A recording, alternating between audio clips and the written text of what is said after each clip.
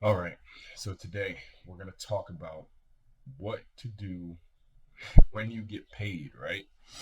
Most people work a normal job, work a normal 9 to 5, whatever. You get a paycheck every 2 weeks.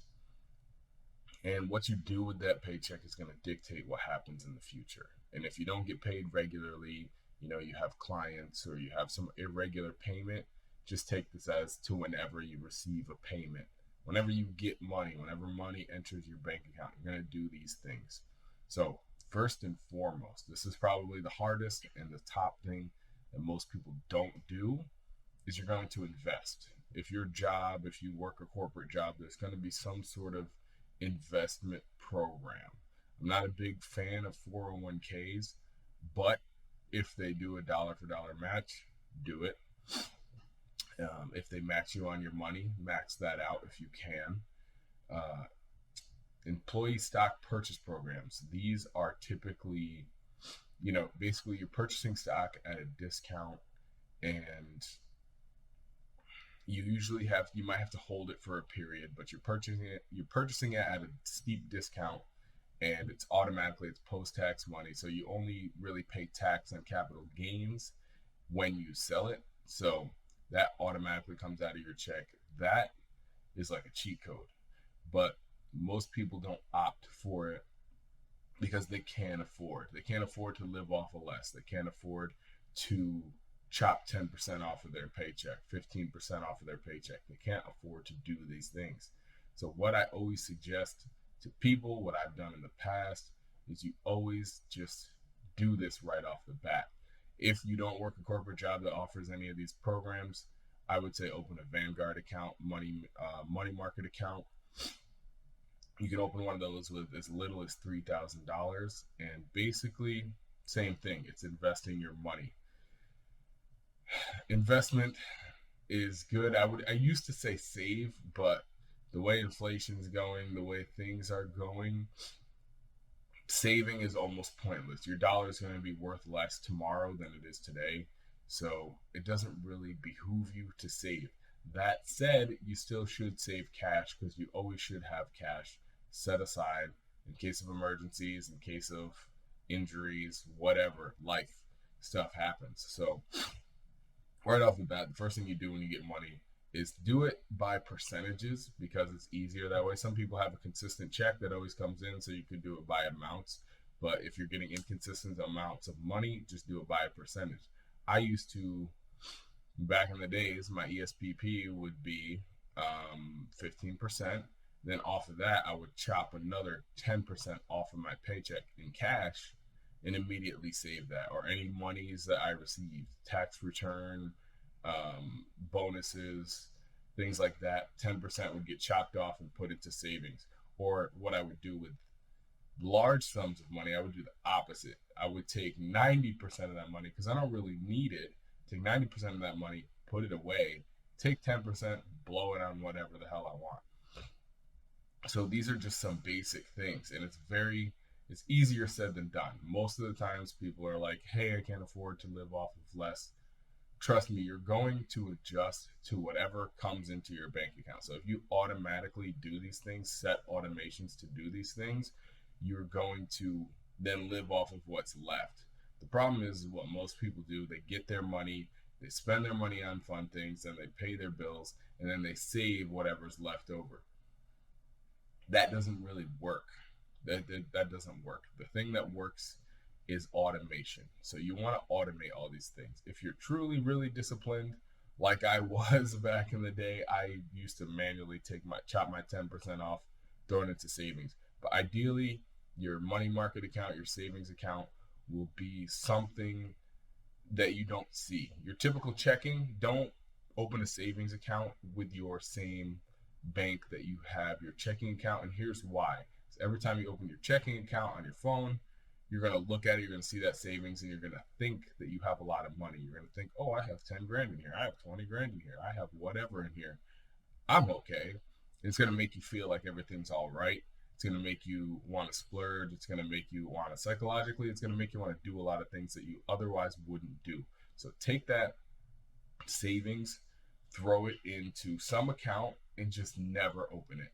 Don't even look at it. Don't even look at the balance. Just automate your thing, keep it moving. And then maybe a couple years later, you'll look at it and be, damn, I have a lot of money sitting here. Point is, the money should be out of sight, out of mind, and you should just keep going and living off of your checking. So that's my advice to you. That's what allowed me to be somewhat financially successful in my 30s. Just these little principles, they compound over time.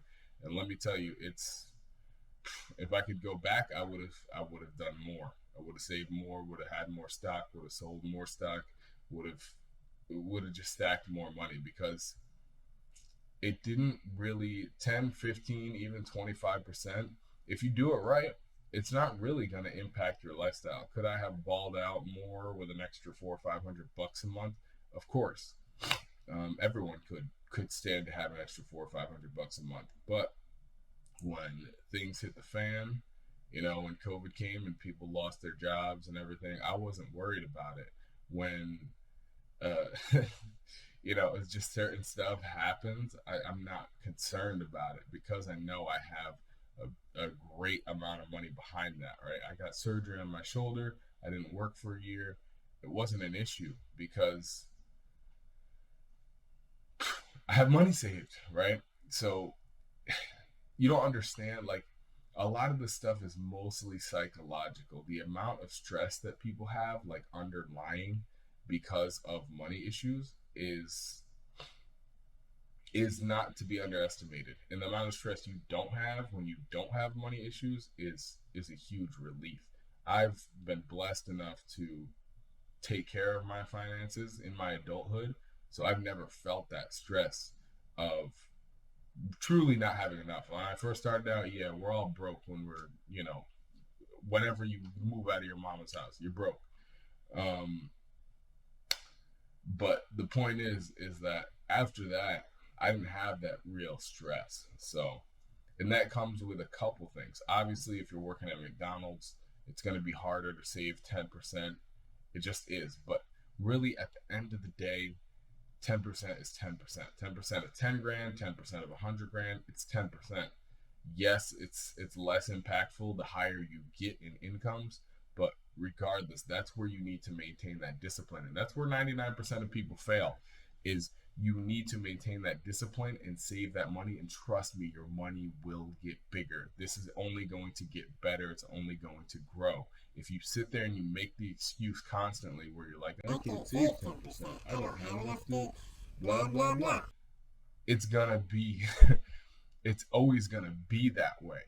So if you're disciplined, if you're hard-nosed enough and you say, hey, I'm going to save 10% no matter what, and that doesn't mean dip into it every time your account gets overdrafted or anytime you got an unexpected bill, any kind of stupid shit happens, understand that you're going to have to maintain that discipline. Just setting aside that 10% or setting aside those investments is negated if you're constantly dipping into it. So the discipline is not only in putting in there, but it's also in keeping it there. So both of those things combined is going to get you out of whatever financial rut. And ideally, the best thing you can do after you make some money is make some more money. So you always need to be looking for opportunity, whether that be a better job, side hustles, business gigs, whatever you can do to have more income to supplement your income. And another thing that chopping off that 10 to 20, 25% does is it makes you poorer. It makes you feel poorer.